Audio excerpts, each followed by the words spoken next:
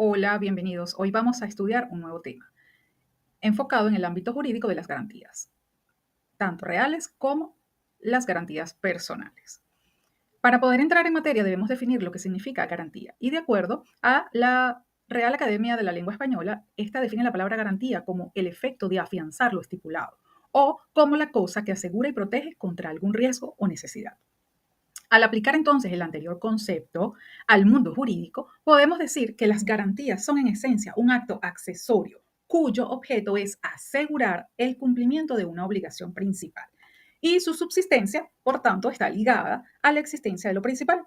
En esta forma, además de la obligación personal del deudor de efectuar el pago, el acreedor obtiene la de un tercero o la afectación de una cosa para responder por el cumplimiento o ambas a la vez. Para el caso específico de una obligación de carácter crediticio, el fin último de la garantía es el amparo del crédito otorgado, disminuyendo así el riesgo de un eventual incumplimiento frente al no pago. Por tanto, la función de la garantía es asegurar al acreedor el riesgo implícito en el crédito, es decir, la contingencia de que se produzcan pérdidas como consecuencia del deterioro de la calidad del préstamo que haya otorgado. En ese amparo, en ningún momento debe confundirse con la obligación principal de pago. Es decir, la garantía debe restringirse a una función de amparar el cumplimiento de la obligación, independientemente de ella, y solo en caso de incumplimiento y como alternativa servir como fuente de pago. Dicho esto, entonces vamos a hablar de las generalidades. Como les dije al inicio, las garantías pueden ser reales y personales. Son del tipo real la hipoteca, la prenda y también la anticresis. Por su parte, se consideran garantías personales, entre algunas otras, la fianza y la solidaridad pasiva. Entonces, vamos a realizar un análisis detallado de los diferentes tipos de garantía, así como los derechos que confieren al acreedor. En cuanto a las garantías personales, antes de entrar a definir el significado de garantía personal, debemos entender la noción de derecho personal, que es la facultad de que una persona es titular, en virtud de la cual se le reconoce el poder de exigir a una persona dada una prestación concreta. Teniendo en cuenta esto, entonces, podemos definir que la garantía personal es la obligación que adquiere un tercero o garante de cancelar o pagar, ¿ok?, la obligación del deudor en el evento de que éste incumpla al acreedor. Las garantías personales que vamos a estudiar aquí, vamos a hablar de la fianza, la solidaridad pasiva y el aval. La fianza es una garantía personal accesoria, a través de la cual uno o más sujetos denominados fiadores garantizan el cumplimiento de una obligación ajena, es decir, la obligación que tenía el deudor principal, comprometiéndose para con el acreedor a cumplirla en todo o en parte, si el deudor principal no la cumple. En nuestro Código Civil venezolano, la mencionada figura está definida de la siguiente manera. Artículo 1804. Quien se constituye fiador de una obligación queda obligado para con el acreedor a cumplirla si el deudor no la cumple. Aquí conviene aclarar que sin importar de qué clase sea la obligación debida por el deudor principal, el fiador siempre se obliga al pago de una suma de dinero ante el incumplimiento de aquel. Entonces ahora, la fianza puede constituirse no solo en favor de un deudor, sino de otro fiador. Requisitos de validez. El otorgamiento de una fianza debe ser un acto expreso. La fianza no puede existir sin una obligación válida. El fiador debe poderse obligar, aquí hablamos de capacidad. Sin embargo, es válida la fianza de la obligación contraída por una persona legalmente incapaz, si el fiador ya conocía la incapacidad. La fianza no puede exceder de lo que debe el deudor, ni constituirse bajo condiciones más onerosas de la obligación inicial. El fiador debe ser propietario de bienes suficientes para cubrir la obligación. Se puede constituir la fianza sin consentimiento del obligado principal. En cuanto a las modalidades de esta puede ser definida o indefinida. La definida solo comprende la obligación principal, mientras que la indefinida comprende no solo la obligación principal, sino además todos los accesorios de la deuda y aún las costas judiciales. Tenemos otra modalidad que sería la fianza legal o judicial. Es la que es ordenada por una ley o una autoridad judicial en cumplimiento de una sentencia. Y tenemos también la fianza mercantil. Esta fianza surge en las relaciones mercantiles de los comerciantes. También es surgida o apalancada en operaciones en las que alguna de las partes no goce de dicha calidad, si tiene por objeto asegurar el cumplimiento de una obligación mercantil. Este tipo de fianza goza de la particularidad de que el fiador mercantil responde solidariamente como el deudor principal, sin poder invocar el beneficio de excusión ni el de división, a diferencia de lo que ocurre en otras leyes como el caso colombiano particularmente, aquí haciendo un poquito de derecho comparado. En cuanto a las características especiales, no se requiere ninguna solemnidad para su otorgamiento. Si es de tipo civil, pero bajo el derecho mercantil debe constar siempre por escrito. Se puede afianzar sin aviso al deudor o contra su voluntad. Puede prestarse fianza en garantía de obligaciones futuras, determinadas o determinables, cuyo importe no sea aún conocido. O sea, es muy amplio, ¿verdad? Se pueden afianzar obligaciones condicionales a plazo. En la fianza solo queda obligado el fiador por aquello a que expresamente se hubiere comprometido, no pudiendo exceder de lo que debe el deudor. Esto ya lo explicamos anteriormente. En cuanto al beneficio de excusión, el fiador tiene el derecho de exigir que antes de proceder contra él se persiga la obligación en los bienes del deudor principal. Para que el fiador pueda aprovecharse de este beneficio, debe oponerlo al acreedor luego de que éste se requiera para el pago. Este beneficio no procede para la fianza mercantil. Entonces, cuando estemos en un proceso de ejecución de fianza, ¿verdad? Debemos estar pendientes en este lapso procesal de hacer lo debido para no perder la oportunidad. En cuanto al beneficio de división, este es el derecho que tienen los fiadores cuando son varios de exigir al acreedor que en caso de incumplimiento no les exija la totalidad de la obligación, sino por el contrario, que reduzca la acción a la parte en que se obligaron. Y el caso que no se haya pactado este beneficio a favor de los fiadores, se presumirá que son deudores solidarios y estarían obligados al pago del total del monto de la deuda. Este beneficio no procede para la fianza mercantil. Entonces allí vamos viendo que hay algunas diferencias entre lo que es la fianza civil y la fianza mercantil. Hay muchos otros beneficios, pero para no hacer más largo, ¿verdad? Este tema, vamos a dejarlo para su investigación. Me refiero a las características de la fianza específicamente. Ahora hablemos de los derechos conferidos del acreedor. El acreedor, en caso de incumplimiento del deudor principal y la inexistencia de bienes para pagarse, puede perseguir al fiador y sus bienes. Aquí vamos a ubicar nosotros lo establecido en el artículo 1804 y en el artículo 1544 del Código de Comercio. Vamos a hablar entonces ahora de la solidaridad pasiva. Esta mencionada figura ha sido definida por el Código Civil de nuestro país, Venezuela, de la manera siguiente. Vamos a ubicarnos en el artículo 1221. La obligación es solidaria cuando varios deudores están obligados a una misma cosa, de modo que cada uno pueda ser constreñido al pago por la totalidad y que el pago hecho por uno solo de ellos liberte a los otros. La solidaridad no se presume, solo la ley o el título de la obligación la establecen en forma expresa. Entonces allí le vamos a encontrar una diferencia en cuanto a la fianza civil, ¿verdad? Características especiales de este tipo de garantía personal: el acreedor puede dirigirse contra cualquiera de los deudores solidarios o contra todos ellos simultáneamente. El deudor solidario puede oponer al acreedor todas las excepciones que le son personales y también las comunes a todos los codeudores, pero no puede oponerle las que sean puramente personales a los demás codeudores. También tenemos otra característica especial, que en las obligaciones mercantiles se presume que los codeudores se obligan solidariamente. Esta presunción no se extiende a los no comerciantes por los contratos que respecto de ellos no son actos de comercio. Salvo disposición o convención en contrario, la obligación solidaria se divide en partes iguales entre los diferentes deudores. Aquí les invito también a investigar algunas otras características de este tipo de garantía personal. Ahora vamos a hablar qué derechos son conferidos a el acreedor en esta garantía en particular.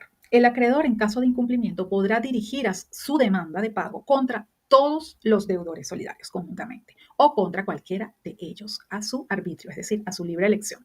El acreedor que renuncia a la solidaridad respecto de uno de los codeudores conserva su acción solidaria contra los demás por el crédito íntegro.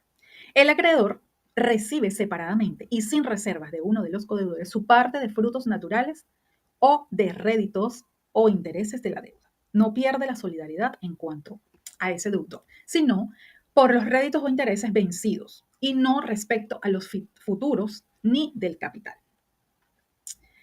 Vamos a ubicar este tipo de garantía personal en los artículos 1221 y subsiguientes del Código Civil venezolano, así también como en el artículo 107 del Código de Comercio. Hablemos ahora un poco sobre el aval. Este es un acto jurídico unilateral de garantía, a través del cual una o varias personas aseguran por medio de su firma el pago total o parcial de un título valor. Esta figura es de origen y aplicación cambiaria, esto es, frente a títulos de valores. ¿Qué requisitos de validez requiere un aval? Debe constar en el anverso o reverso del mismo título valor avalado o en una hoja adherida a él. El aval se expresa con la cláusula bueno por aval o por cualquier otra fórmula equivalente. Adicionalmente a ello, la cláusula antes mencionada debe estar acompañada de la firma del avalista, como lo vimos en la definición. En cuanto a las características especiales, podemos enumerar: si no se señala a la persona avalada, se entiende otorgado en favor del obligado principal. El avalista se obliga de la misma manera que aquel por el cual se ha constituido la garantía. Si no se señala el monto avalado, se presume que es por el importe total del título valor.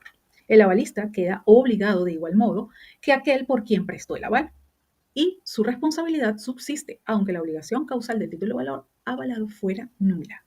Entonces, hay que estar muy pendiente, ¿verdad?, si vamos a constituir este tipo de garantías. En cuanto a los derechos conferidos por esta garantía personal al acreedor, podemos nombrar que el acreedor está facultado para cobrar al avalista la prestación contenida en el título valor, sin que éste pueda objetarle el beneficio de excusión, el que vimos anteriormente cuando comentamos la fianza.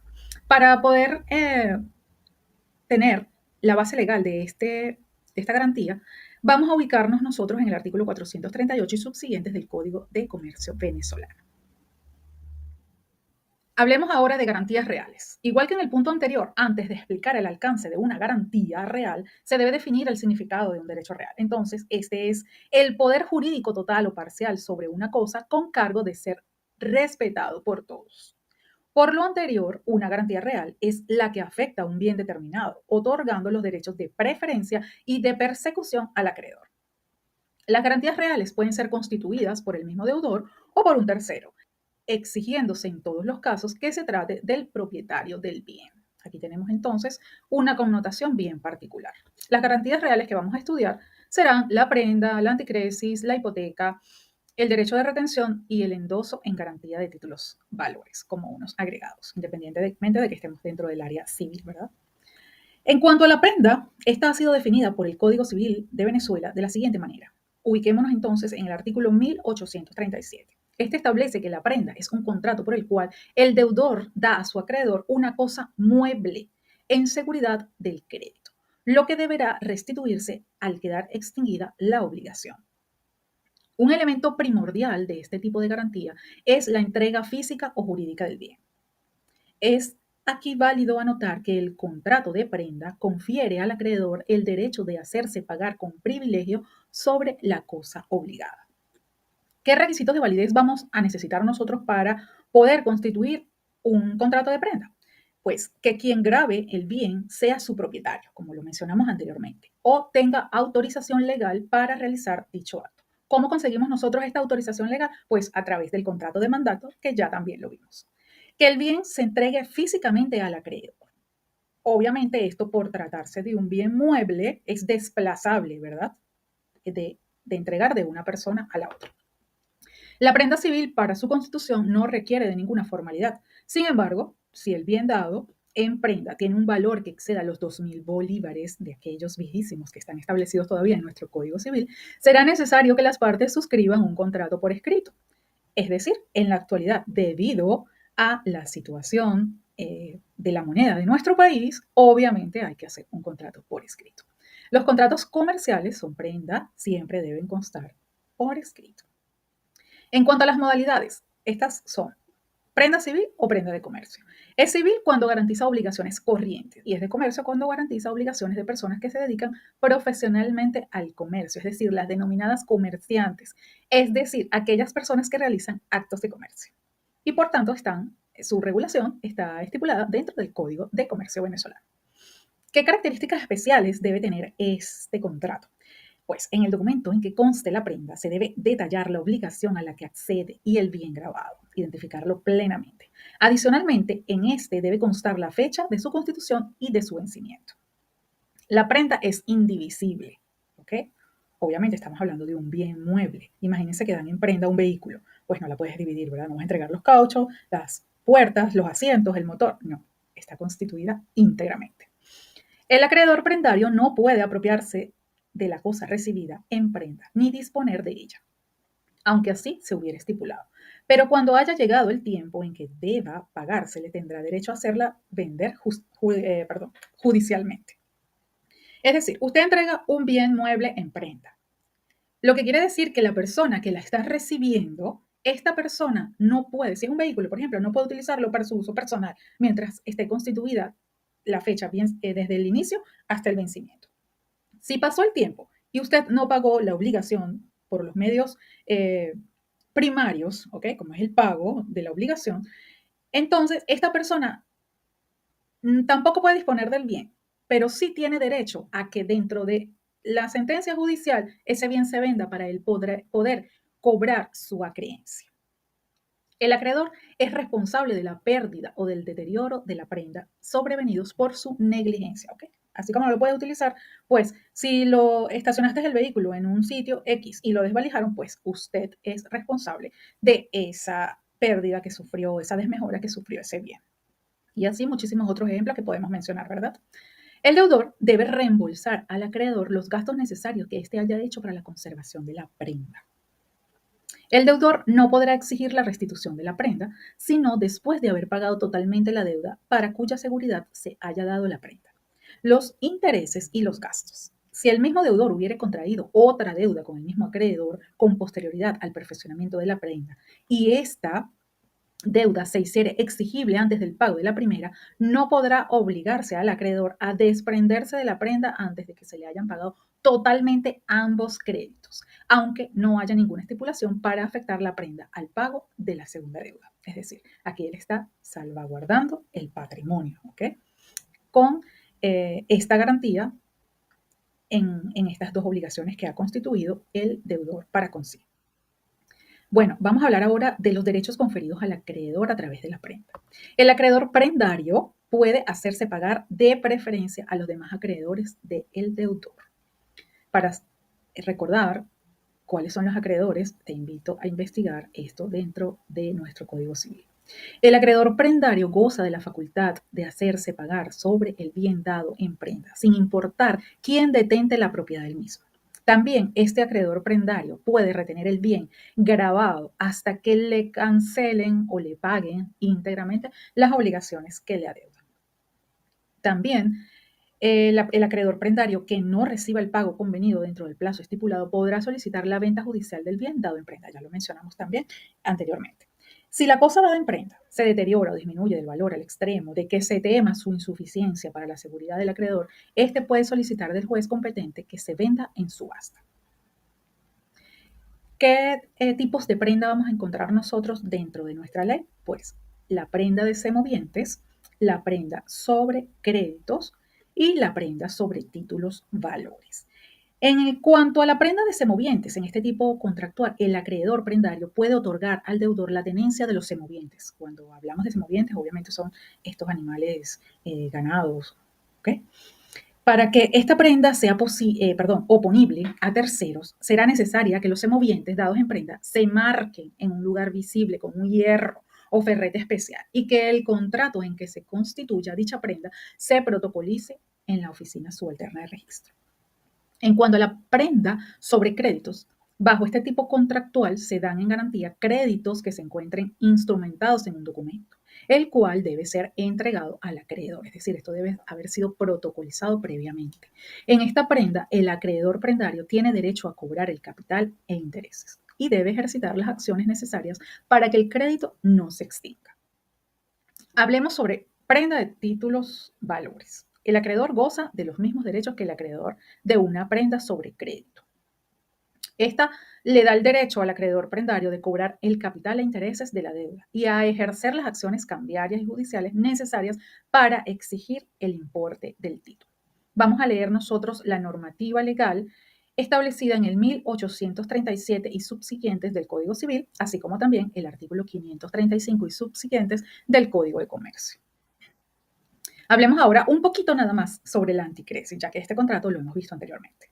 La anticresis es un contrato por medio del cual se le otorga al acreedor como garantía de su deuda un bien inmueble para que lo explote y perciba sus frutos. Y a su vez aplique estos al pago de la obligación adquirida. En el Código Civil de Venezuela se encuentra establecido en el artículo 1855, el cual no voy a leer porque ya realmente hemos visto anteriormente este contrato. Igual que las características especiales que pueda tener este contrato, los derechos que se confieren al acreedor. Ahora bien, vamos a hablar un poco sobre un nuevo contrato de garantía de tipo real. Este es la hipoteca. Este ha sido definida dentro de nuestro Código Civil de la forma siguiente. Vamos a leer entonces el 1877. La hipoteca es un derecho real constituido sobre los bienes del deudor o de un tercero, en beneficio de un acreedor para asegurar sobre estos bienes el cumplimiento de una obligación. Esta figura tiene la particularidad de que el inmueble no deja de estar en posesión del deudor y que concede al acreedor los derechos de persecución, preferencia y venta judicial del bien hipotecado. Entonces, fíjense, aquí hay una diferencia. Estamos hablando, en la prenda había un desplazamiento de posesión. El deudor le entrega a su acreedor prendario. Y aquí, dentro de la hipoteca, se puede constituir sobre los bienes del deudor. Bienes. ¿Ok? Sin embargo, constituyo esa garantía a favor de otra persona llamada acreedor hipotecario. Sin embargo, yo sigo disfrutando, gozando, más no disponiendo de ese bien. ¿Por qué? Porque está constituida esa garantía que va, valga la redundancia, garantizar la obligación que tengo con el acreedor hipotecario. Entonces, la disposición del bien está comprometida. ¿Sí? En los requisitos de validez, que quien grabe el bien sea su propietario, obviamente, o tenga autorización legal para realizar dicho acto, lo que hablamos anteriormente. Que se asegure el cumplimiento de una obligación determinada o determinable. Que el gravamen sea de cantidad determinada o determinable y se inscriba en la oficina de registro. Lo vimos ya. ¿Qué tipos de hipoteca tenemos? Hipotecas legal. Esta surge por el mandato de la ley en los siguientes casos. Primero, por cumplimiento de obligaciones de enajenación. El deudor es el enajenante. En segundo lugar, pago a los coherederos, socios y demás copartícipes sobre los inmuebles que pertenecen a una sucesión, sociedad o comunidad sin liquidarse.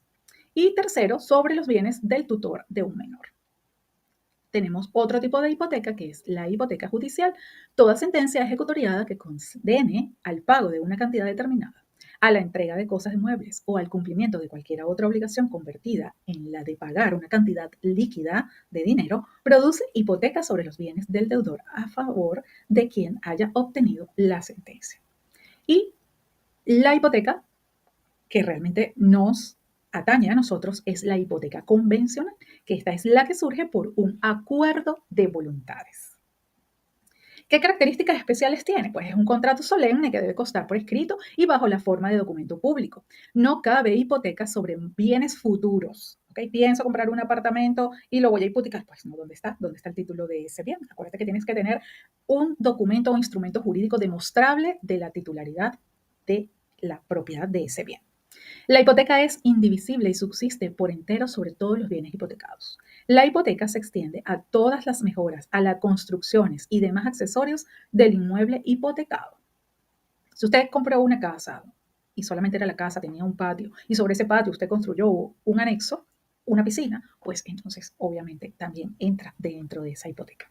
Son susceptibles de hipoteca los bienes inmuebles y sus accesorios, el usufructo de inmuebles y sus accesorios, los derechos del concedente y del enfiteuta sobre los bienes enfiteuticos. ¿Recuerdan cuando ya vimos la enfiteusis? Pues si no lo recuerdas, te invito a leer los apuntes que lo vas a encontrar en tu aula virtual, así como también dentro del Código Civil. Y por supuesto, tus propios apuntes. La hipoteca cubre el capital y los intereses que deben. En cuanto a los derechos que confiere la hipoteca al acreedor, puede hacerse pagar de preferencia a los demás acreedores. Bajo lo anterior, entonces, en el caso de siniestro del crédito, el acreedor hipotecario desplaza a los demás acreedores comunes y obtiene de manera preferente el pago de su obligación frente al producto de la realización de la garantía. Otra de estos derechos que se confieren mediante esta garantía real, el acreedor hipotecario goza de la facultad de hacerse pagar sobre el bien dado en prenda, sin importar quién detente la propiedad del mismo. Y también podemos saber que ante el incumplimiento de la obligación garantizada, goza de la facultad de solicitar ante una autoridad judicial la venta del inmueble y con su producto cubrir preferentemente su obligación. Por último, el acreedor puede ceder a hipotecar su crédito hipotecario.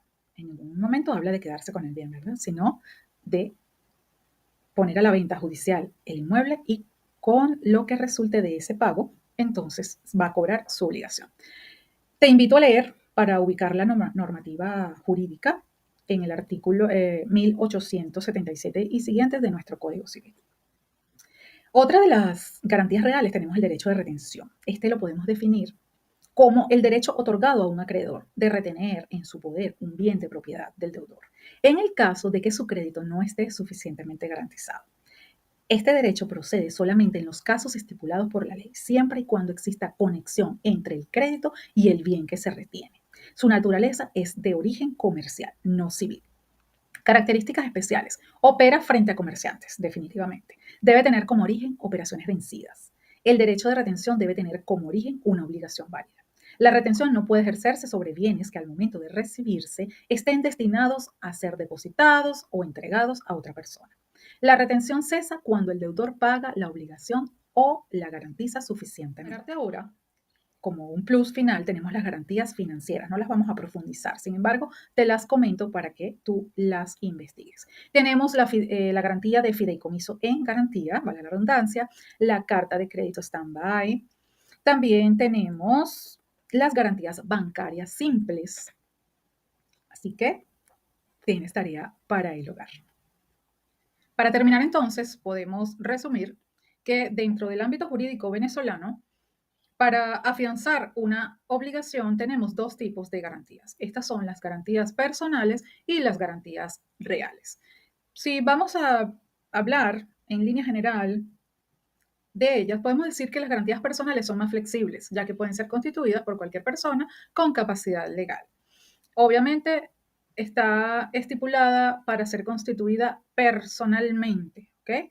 Más no es soportada en un bien o una cosa propiedad de alguien. Para ello, entonces, tenemos las garantías reales.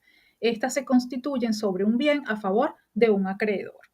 Estas podemos decir que son más seguras para el acreedor, ya que otorgan un derecho sobre un bien específico del deudor.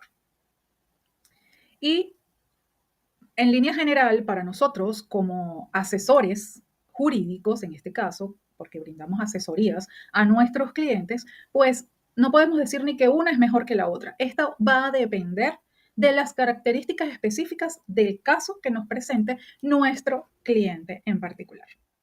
Pues bien, soy Aliscaira Lacayo, espero haya sido de tu agrado y de comprensión este fabuloso tema, extenso por demás, el cual te invito a seguir investigando para que tomes tus propias conclusiones. Nos vemos en un próximo encuentro. Hasta pronto.